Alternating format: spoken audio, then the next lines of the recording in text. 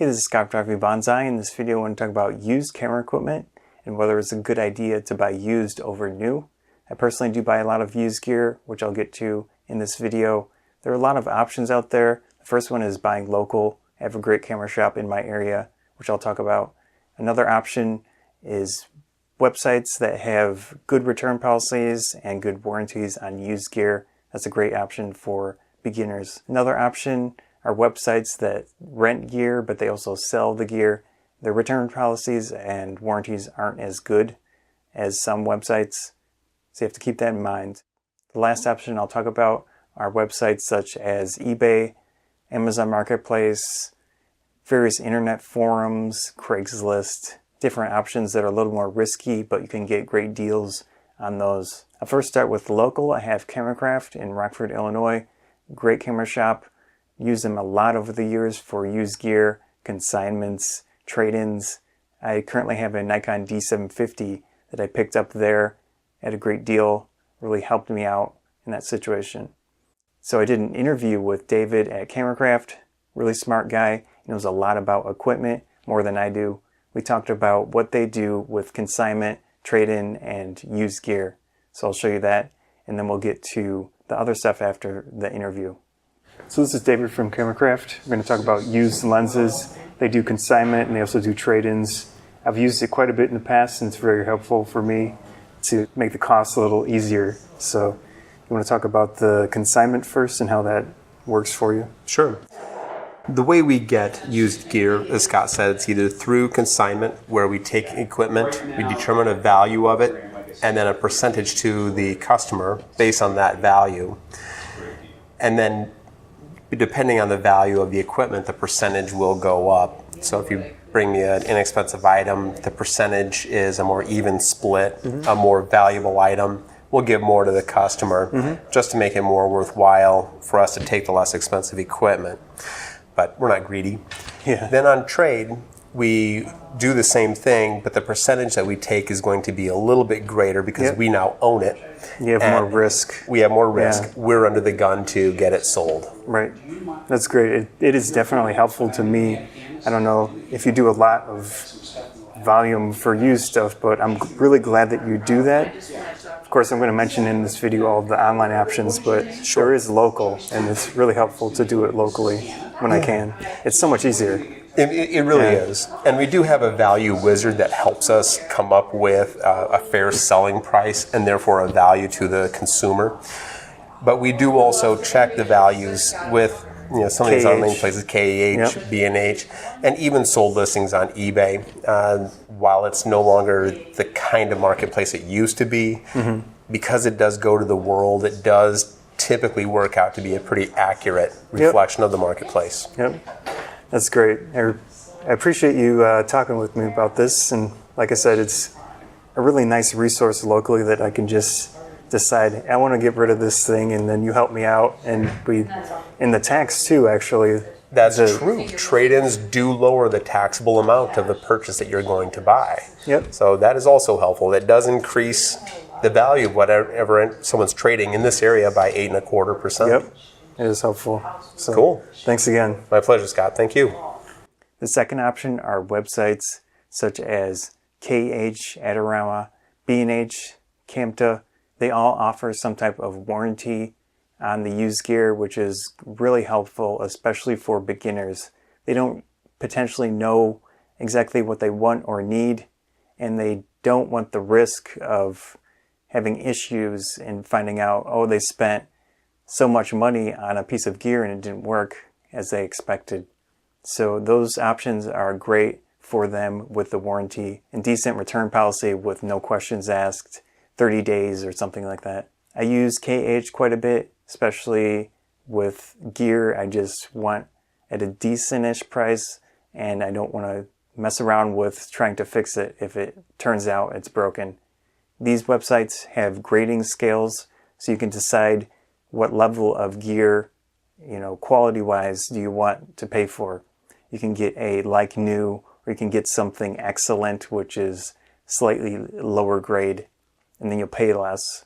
So those are good situations where you can expect a certain quality level, plus the warranty. Websites such as those rental places also offer grading scales, but you look at their return policies, which might be non-existent, or you look at a warranty, which probably doesn't exist. It really depends on the website.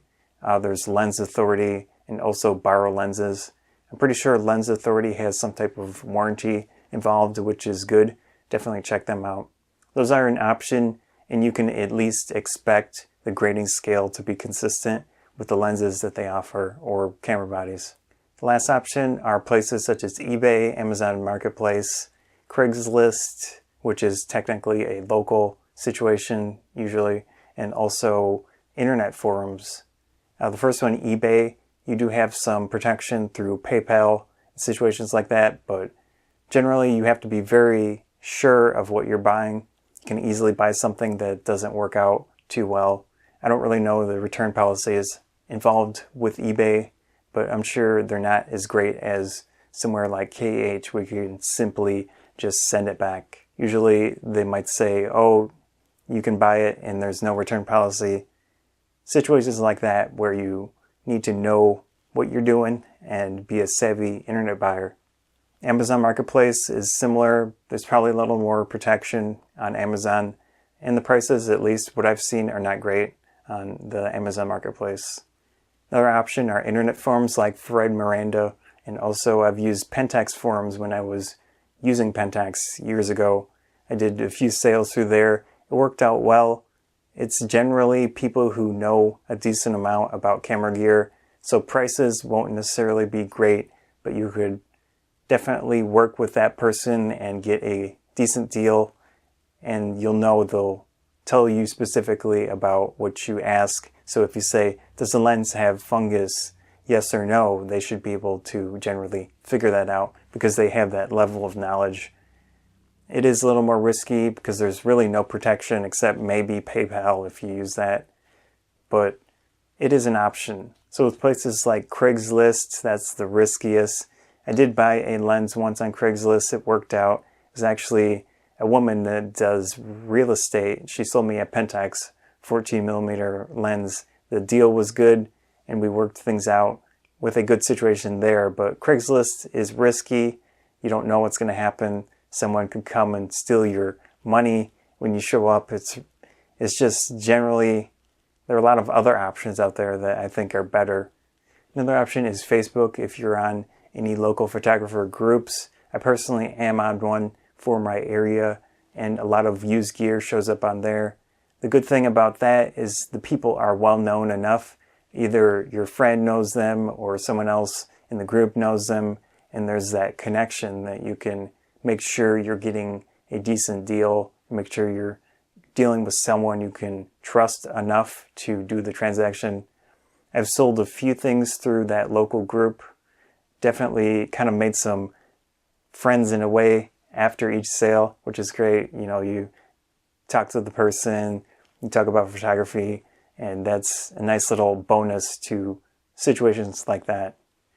Let's look at some of the price differences from different sources of used gear versus new. I'll use the D750 as the scale. If you want to buy a new Nikon D750, it is around $1,500. If you want to pick that up on KH, they have a like new minus version to EX rated versions, 1,409 and 1,359. So it's not a huge difference in price. At that point, I might consider just going new because even though it's a like new minus, it's still not a huge price difference.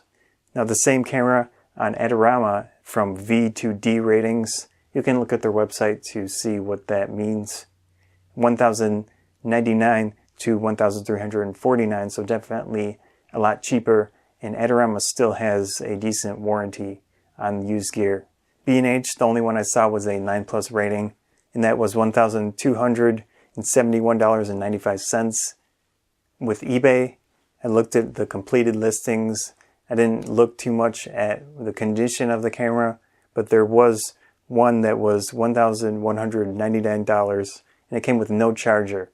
So that's a really odd situation. Why would someone buy that? I don't know. because there's so many options out there. There were some decent ones, $995 plus $11.95 shipping. Ones around $1,100 plus $18.70 shipping. So definitely a lot more range on eBay. If you know specifically the camera's in good condition, it can be a good option. But I think that is best left to people who know a lot about gear and know a lot about online selling. With the Amazon Marketplace, I looked at the listings that went from $1,145 plus $549 shipping to $1,279.90 plus $127.99 tax. So there are very large range on Amazon. Of course, you want to check the details too, especially with Amazon. They don't give you a lot of details of the condition of things, which I think is bad, especially for camera bodies. So that's just general idea of price ranges with used gear from a few different websites. You can see the ranges have a pretty big span of prices. Definitely check out all of them if you want to invest the time into finding the best price. Or you can just go with a place that has a decent warranty and just be done with it. Still save a little bit. So that's all about used gear that I know. Definitely in the comments if you know anything else or have opinions on the subject, let me know. I'm interested to hear your opinion. So that's about it on used gear. I'm Scott from Factory Banzai. Thanks again.